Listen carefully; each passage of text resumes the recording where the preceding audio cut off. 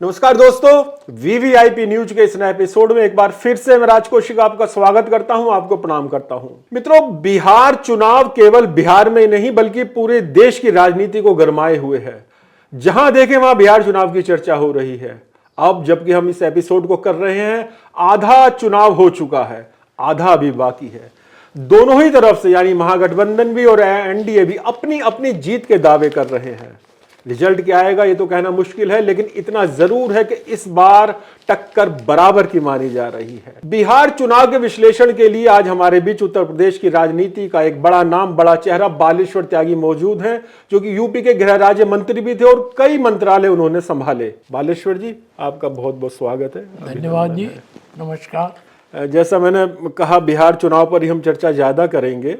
आधा चुनाव हो चुका है, लगभग 121 सीटों पर मतदान हो चुका है और अपने अपने दावे रोजाना टीवी चैनलों पर दोनों ही तरफ से सुनाई दे रहे हैं, दिखाई दे रहे हैं। तो एक वरिष्ठ राजनीतिज्ञ के नाते आपका क्या आंकलन है इस चुनाव के बारे में? बात यह है कि इस चुनाव में जो गठबंधन है, दो गठबंधन आमने सामने है। एक एनडीए का है, एक दूसरा मोर्चा है जी।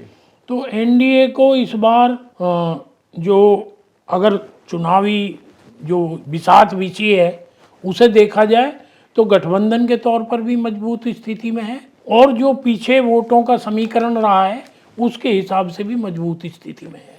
तो लगता है एनडीए को इस चुनाव में विजय मिलने जा रही है। अच्छा, जैसे कि नीतीश कुमार को सुशासन बाबू के नाम से जाना जाता है कि उनका सुशासन ही बड़ा अच्छा शासन रहा, तो एनडीए सुशासन की बात तो कर ही रहा है, लेकिन उससे ज्यादा वो लालू प्रसाद यादव के जंगल राज की बात कर रहा है कि साहब जंगल राज फिर से ना आ जाए, वो लालटेन का युग फिर से ना आ जाए। तो चूंकि आप बिहार लगा हुआ प्रदेश है, उत्तर प्रदेश के आप कई मंत्रालय आपने संभाले हैं, पुलिस का महकमा भी आपके पास था, ये जंगल राज से क्या तात्पर्य है एनडीए का? नहीं, असल में ना उस समय बहुत खराब स्थिति थी, कानून व्यवस्था तो खराब थी, अपराधी लोग सक्रिय थे ही, लेकिन उन सबको राजनीतिक संरक्षण प्राप्त था जी। तो ऐसे अनेक उदाहरण हैं। मैं व्यक्तिगत रूप से भी जानता हूं लोगों को जिन्होंने मुख्यमंत्री से जाकर कहा कि हमारे बच्चे का अपहरण हुआ है और वहां से टेलीफोन गया, भाई इसको छोड़ दो, तो ये कहा गया भाई खर्चा तो दो तभी तो छूटेगा। तो इतनी खराब स्थिति उस समय प्रदेश की थी कानून व्यवस्था की कि मुख्यमंत्री की आवाज से फिरौतियां निर्धारित हों, तो उससे खराब स्थिति तो कोई कल्पना ही नहीं कर सकता, लोकतंत्र में संभव ही नहीं है। वो रात को दिन छिपते ही लोगों का ऐसा लगता था घरों में कैद हो जाओ, लोग घरों से नहीं निकलते थे और जिनको यात्रा दूर करनी होती थी वो शाम तक अपनी यात्रा पूरी कर लेते थे। तो बहुत खराब स्थिति थी, विकास का तो बुरा हाल था, सड़कें थी नहीं, बिजली नहीं थी और कानून व्यवस्था में ये स्थिति थी। जो राजनीति में लोग थे वो बड़े बड़े अपराधों में शामिल थे। आपको शायद स्मरण हो कि कलेक्टर को मार दिया था नेताओं ने, और एक एमपी ने तो बाकायदा एक व्यापारी के लड़के को चौराहे पर तेजाब में नहला दिया था, मार दिया था। तो इस तरह के लोग थे जो बाहुबली थे और जिन्हें राजनीतिक संरक्षण प्राप्त था। तो उसको याद करना ही अपने आप में लोगों को एकदम याद आता है भयंकर स्थिति वो। इसलिए बार बार जनता ये मोर्चा जो है अपना एनडीए उसकी याद दिलाता कि ये जंगल राज फिर आ जाएगा। जी जी। अच्छा बालेश्वर जी, जैसे ये लगभग मैं समझता हूँ 2.5-3 दशक पहली बात है जब लालू यादव की राजनीति शबाब पे थी, लेकिन उस दौरान बच्चों ने जन्म लिया जो पहली बार वोट अब डालने जा रहे हैं, 20-22 साल की जिनकी उम्र होगी, तो उन्होंने तो वो जंगल राज देखा नहीं है। और उधर तेजस्वी यादव टी शर्ट पहनकर युवाओं को ही आकर्षित करने की कोशिश कर रहे हैं। तो क्या बिहार के युवा थोड़ा कश्मकश में नहीं होंगे कि यूथ के नाते वो राहुल गांधी और तेजस्वी को पसंद करें, या वो जंगल राज जो उन्होंने देखा ही नहीं उससे बचे? नहीं, ये दोनों आपकी बात बिल्कुल ठीक है। जो इन्होंने जंगल राज देखा नहीं है उन्हें उसकी भयंकर स्थिति का आभास नहीं है। इसीलिए ये नेता अपना बार बार बीजेपी भी, जदयू भी, सब लोग उस याद को याद दिला रहे हैं और बच्चों को स्मरण करा रहे हैं कैसी भयंकर स्थिति, इसलिए बार बार कर रहे हैं। दूसरी बात बिहार की यह है कि बिहार में कोई चुनाव मेरिट पर नहीं होता, वहां जातिवाद ऐसा कठिन विषय है। आप देखो ना, इतने दिन से और अपना प्रशांत किशोर राजनीतिक यात्रा और वो, और लगता था एक फोर्स है। और वो खुद ये कह रहे हैं कि या तो अर्थ पे या परत पे, क्योंकि जाति के समीकरण के अलावा उनके पास समीकरण में कुछ नहीं है, वो जीरो है। तो वो चुनाव जातियों का चुनाव है, बहुत सिद्धांतिक, बहुत आदर्श स्थिति वहां नहीं है।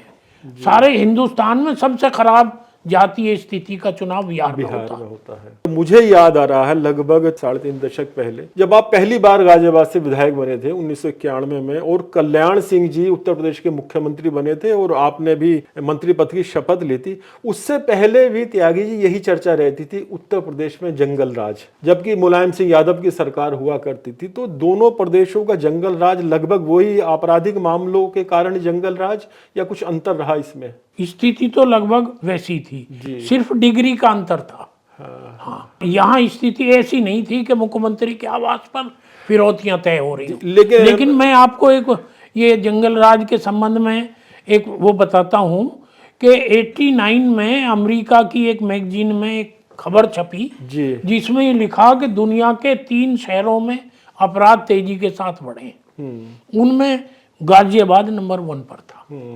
तो उस समय भी गाजियाबाद में अपराधों की बहुत भयंकर स्थिति थी। मुझे याद है हापुड़ के एक व्यापारी का अपहरण हुआ था, और हम गाजियाबाद से, हम और तोमर साहब, लाला बुद्ध प्रकाश गर्ग, कई लोग हापुड़ जा रहे थे उन परिवार से मिलने के लिए। उस समय हापुड़ गाजियाबाद का हिस्सा था। तो हमको एसएसपी और कलेक्टर रास्ते में मिले। हमने गाड़ी रोक कर उनसे पूछा, तो उन्होंने कहा नहीं, शाम तक वो आ जाएंगे। तो बुद्ध प्रकाश जी बोले तो क्या आपने ही रुकवा रखा उन्हें कहीं? तो माने इतनी स्थिति, ऐसी स्थिति थी कि अधिकारी भी उसमें शामिल थे। ये बिल्कुल आप ठीक कह रहे हैं। मेरी भी जानकारी पुलिस अधिकारियों के माध्यम से फिरौती गाजियाबाद में होती थी। जी। यानी वही जंगल राज जो यूपी में था वैसा ही बिहार में, बस कैटेगरी उसका अंतर है, डिग्री का अंतर है।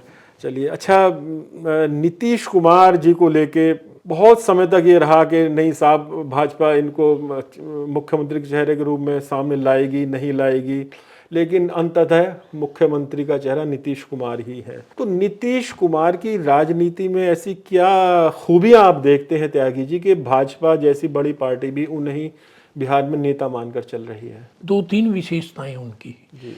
एक तो पहला, इतना लंबा समय राजनीतिक उनका जीवन है मुख्यमंत्री के रूप में, वो बिल्कुल बेदाग व्यक्तित्व है उनका। उन पर कोई भ्रष्टाचार का आरोप किसी तरह से लगता नहीं, न किसी ने लगाने का साहस भी नहीं किया, और उन्होंने कोई ऐसा अवसर भी नहीं दिया। बहुत अच्छी उनकी इमेज है। दूसरे, जैसे ही वो मुख्यमंत्री बने तो उन्होंने विकास को और कानून व्यवस्था को प्रायोरिटी पे लिया, इसलिए वो बिहार में सुशासन बाबू के नाम से जाने गए। सारी व्यवस्थाएं चुस्त दुरुस्त और एक अच्छे प्रशासक के रूप में। तीसरा, उनकी विशेषता ये है कि उन्होंने जातीय समीकरण में एक बड़ा तोड़ किया। उन्होंने अपनी जाति के साथ साथ अति पिछड़े को आगे बढ़ाया और उनको आरक्षण दिया और उनको प्रोत्साहन दिया। तो नीतीश बाबू के साथ अति पिछड़ा वर्ग का एक बड़ा जंक वोटों का उनके साथ है।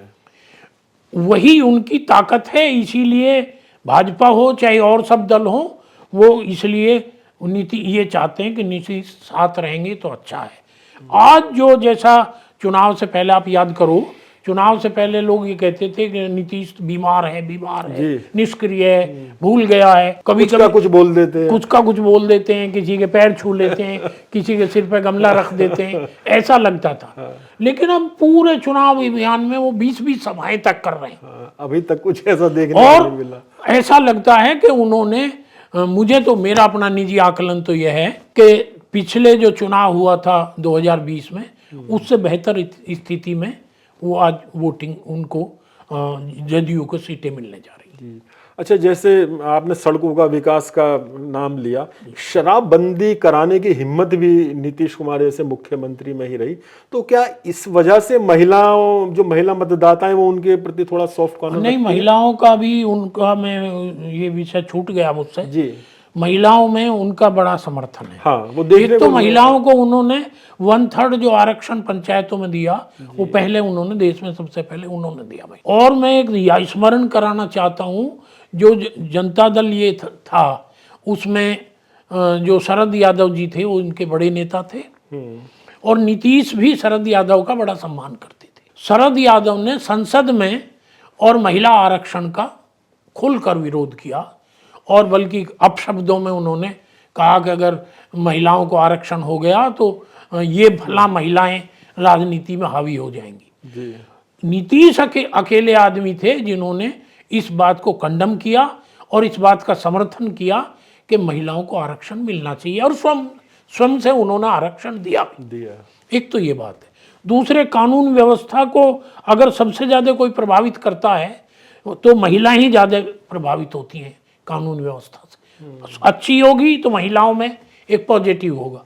आजकल टीवी पर बहुत सारे इंटरव्यू आते रहते हैं, देखते रहते हैं, तो महिलाओं में इस बात को लेकर बहुत चर्चा है कि आज हम कहीं भी जा सकते हैं, किसी समय भी जा सकते हैं, सुरक्षित महसूस करती हैं। और तीसरा, उन्होंने जैसी चुनाव आया तो उन्होंने अब 10,000 हर महिला को और वो उद्योग चलाने के लिए, कुछ व्यवसाय करने के लिए, और 1 करोड़ से ज़्यादा महिलाओं के पास वो पैसे पहुंच चुके हैं। तो एक महिलाओं को आर्थिक समृद्धि की राह पर उन्होंने जो चलाने का किया, इसलिए लगता ये है कि पहले राउंड में तो इस मोर्चे को, बीजेपी जदयू वाले को, लोगों का कहना है 100 सीटें मिलने वाली हैं। जी, ऐसा अनुमान लोगों को लगता है। जी। अब त्यागी जी, इसमें एक सवाल ये निकलता है कि लगभग 2-2.5 साल पहले जो राजनीति थी, एक तरफ मोदी, एक तरफ दूसरा चेहरा मोदी के खिलाफ तलाशा जा रहा था, तो उस समय विपक्ष के लोगों एक हिस्से को नीतीश कुमार वो चेहरा दिखाई देता था जो पूरे देश में मोदी का मुकाबला कर सकता है, और खुद नीतीश जी ने इसमें बढ़त ली थी। लेकिन वो चाहते थे, जो इंडिया गठबंधन जब बना था, कि इंडिया गठबंधन का संयोजक उन्हें बनाया जाए, लेकिन अरविंद केजरीवाल और खासतौर पर ममता बनर्जी ने इसका विरोध किया। अगर नीतीश कुमार वो चेहरा बन जाते मोदी के विकल्प के रूप में, तो जाहिर है कि विपक्ष को लाभ होता। तो कहीं ना कहीं विपक्ष से ये चूक रही, या भाजपा की रणनीति कुछ ऐसी रही थी कि उन्होंने सबसे बड़े विरोधी नीतीश को भी अपने साथ ले लिया? नहीं, नीतीश को उधर से बड़ी निराशा हुई, और केवल ममता और केजरीवाल ही नहीं, कांग्रेस भी मन से नहीं चाहती थी उनको बनाना, तो वहां से उनको निराशा हुई और भाजपा ने उनका खुले हाथों से स्वागत किया। दोनों बातें हैं। उन दोनों बातों से प्रभावित होकर उन्होंने ये निर्णय किया कि हम इस मोर्चे, वो बार-बार नीतीश कहते भी रहे अब नहीं छोड़ूंगा, भाजपा का साथ नहीं छोड़ूंगा। जी। अच्छा, एक सवाल और निकलता है त्यागी जी कि नीतीश बहुत बड़े नेता है, लेकिन फिर भी एक समय होता है, एक उम्र होती है, लेकिन ना तो जनता दल यूनाइटेड कोई दूसरी लाइन का नेता वहां पैदा कर पाया, और ना ही भाजपा। तो ये तो एक देखा जाए बड़ा राजनीतिक संकट है आने वाले समय में, तो इसको आप किस रूप में देखते हैं? देखो जी, बात ये है, जो बड़ा पेड़ है उसकी छाए में दूसरा छोटा पेड़ पनपता नहीं। अब देख लो, पनपने नहीं दिया जाता। चौधरी चरण सिंह की छाया में उनके लड़के नहीं पनप पाए, नेता नहीं बन पाए। अटल बिहारी वाजपेयी इतने का विराट स्वरूप इतने रहा तो कोई दूसरा नहीं बन पाया। और ऐसे ही इन दोनों का, अब बीजेपी में मोदी जी का है, मुझे नहीं लगता कि मोदी जी का कोई विकल्प अभी दिखता हो फिलहाल। और ऐसा है कि ये होता भी है, जब नेहरू जी गए तो लोगों को लगता था देश में क्या होगा देश में। उसके बाद इंदिरा जी आ गई, फिर ये लगता था इंदिरा जी के बाद क्या होगा। तो ये जो बहुत अच्छे और बड़ा जिनका विराट व्यक्तित्व होता है, उनके बाद लगता है कि वैक्यूम आएगा, लेकिन कहीं रहता नहीं है, भर देता है चारों तरफ से। चलिए, इस सवाल से जुड़ा हुआ सवाल कहूँ, या जो हम जंगल राज की बात कर रहे थे त्यागी जी, मुलायम सरकार के दौरान जंगल राज रहा, आपने भी प्रकाश डाला उस पर, लेकिन उनका बेटा अखिलेश यादव फिर से उत्तर प्रदेश का मुख्यमंत्री बना। लोग यानी जंगल राज को भूले, या जैसे कि हम कह रहे हैं साहब विकल्प नहीं होता, मुलायम सिंह का एक विकल्प भी अखिलेश के रूप में दिखाई दिया। तो क्या ये संभव नहीं है कि तेजस्वी यादव भी उस रास्ते पे चलते हुए लोगों को, जंगल राज को भी भुला दें, लोगों को आकर्षित भी करें, और जिस तरह अखिलेश यादव मुख्यमंत्री एक बार बन गए तो तेजस्वी भी कोई बाजी मार के ले जाए? नहीं, ये जो आपने जो तुलना की है दोनों में थोड़ा सा अंतर है। अच्छा, एक तो अखिलेश ने, आज जो अखिलेश का तेवर है राजनीति में, वो उस समय नहीं था जब मुख्यमंत्री बने थे। तब बहुत विनम्र, बड़ा हंसमुख जैसा, बिल्कुल एकदम युवाओं का स्वागत करना और समस्याओं को एक पॉजिटिव रूप में देखना। अब थोड़ा एग्रेसिव, ऐसा लगता था कि यार आदमी तो अच्छा है। और मैं ये कहूँ कि उसका 4 साल का शासन बहुत अच्छा रहा, अच्छा भी रहा। लेकिन वो तो बस आखिरी साल जो चुनाव आने वाला अगला हुआ तो वो फिर उसे ये लगा कि मुलायम सिंह वाली पार्टी चाहिए, तब उन्होंने दूसरा रूप अख्तियार पुराने किया। संस्कार। और वैसे भी पढ़ा लिखा आदमी, विदेश से पढ़ के आया। हाँ, तेजस्वी और अखिलेश में इस मामले में भी अंतर है, अंतर है, बहुत अंतर है। और तेजस्वी के साथ जो बैगेज है वो बड़ा खतरनाक है। पिता पर ही सीधे आरोप है और अभी भी नौकरी के बदले जमीन पिता केस लोगों को चल रहा। सक्रिय भी दिखाई दे रहे हैं। तो वो बाकायदा पिता का उसने पोस्टर से भी वो हटाया ताकि ये बैगेज मेरे साथ न जुड़े। लगे। तो वो उसके साथ ज्यादा बोझ है। अखिलेश ने मुलायम सिंह के बोझ को अपनी पीठ से उतार दिया था। और वैसे भी अखिलेश अखिलेश के नाम पर चुनाव नहीं लड़ा गया, चुनाव तो मुलायम सिंह के कुछ बदमाशों को उन्होंने टिकट भी नहीं दिए थे जिन्हें मुलायम सिंह देते थे। अखिलेश ने नहीं गाजियाबाद से इनका काट दिया था, यादव का। जी जी जी जी। तब अखिलेश का एक रूप निकल कर आया था। अच्छा, अब थोड़ा प्रशांत किशोर की बात करते हैं जिनका आपने जिक्र किया था।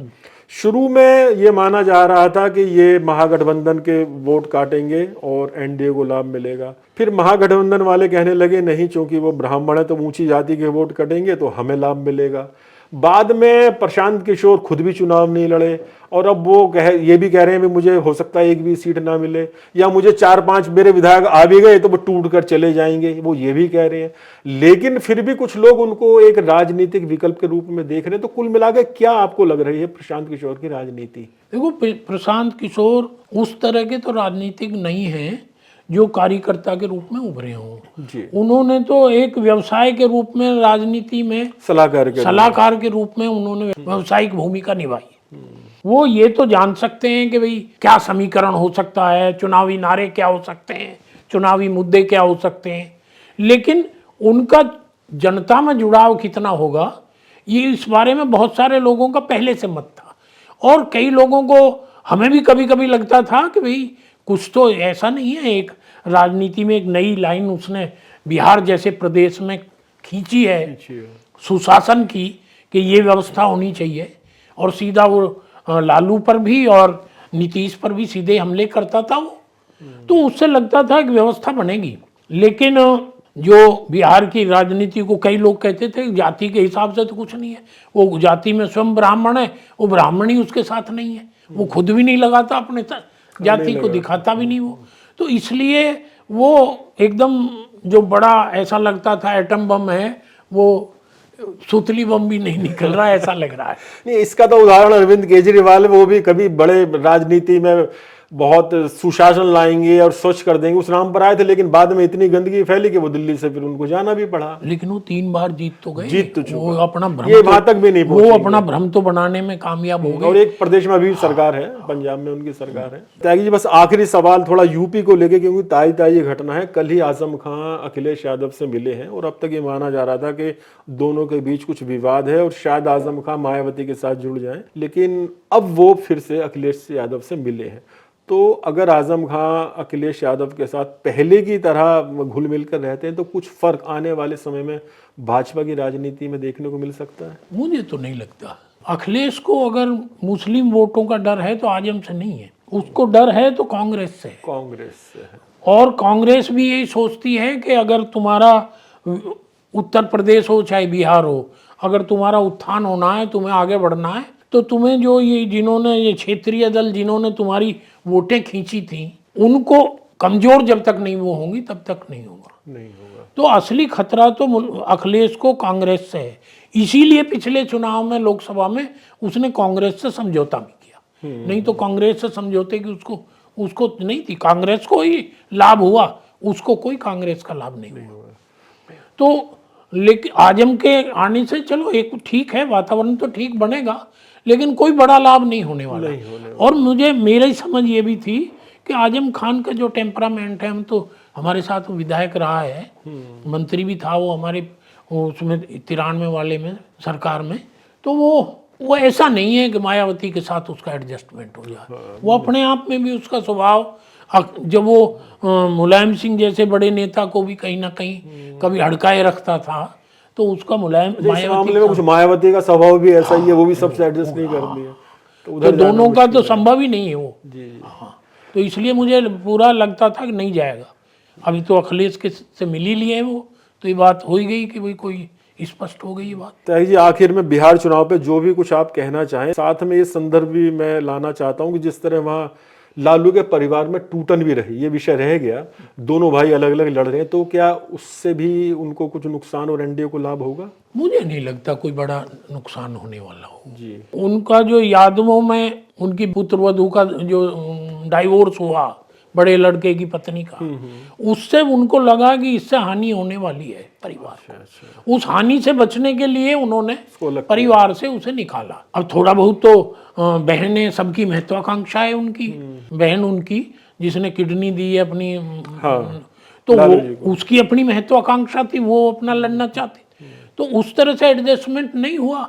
तो सत्ता तो सबको चाहिए परिवार में, जब इच्छा है तो परिवार में, इसलिए वो थोड़ा बहुत तो होना है, थोड़ा बहुत होता है, लेकिन बहुत ज्यादा प्रभाव, लेकिन उसका कोई बड़ा प्रभाव मुझे नहीं लगता पड़ेगा। जी। तो तेज प्रताप और तेजस्वी यादव के अलग होने का कोई बहुत बड़ा प्रभाव बिहार के चुनाव पे नहीं पड़ेगा, लेकिन जिस तरह जंगल राज का मुद्दा एनडीए बराबर उठा रहा है, इसका प्रभाव जरूर बिहार की राजनीति में चुनाव में देखने को मिलेगा। और एनडीए की भूमिका, एनडीए जो परिणाम लाएगा वो पिछली बार से भी बेहतर होंगे, ऐसा मानना है बालेश्वर त्यागी जी का। त्यागी जी, बहुत बहुत धन्यवाद। धन्यवाद आपका भी, आपके। तो मित्रों, आज के एपिसोड में बस इतना ही। ये एपिसोड आपको कैसा लगा कमेंट्स बॉक्स में जरूर लिखिए और सब्सक्राइब करना बिल्कुल ना भूलिएगा। वीवीआईपी न्यूज, नमस्कार।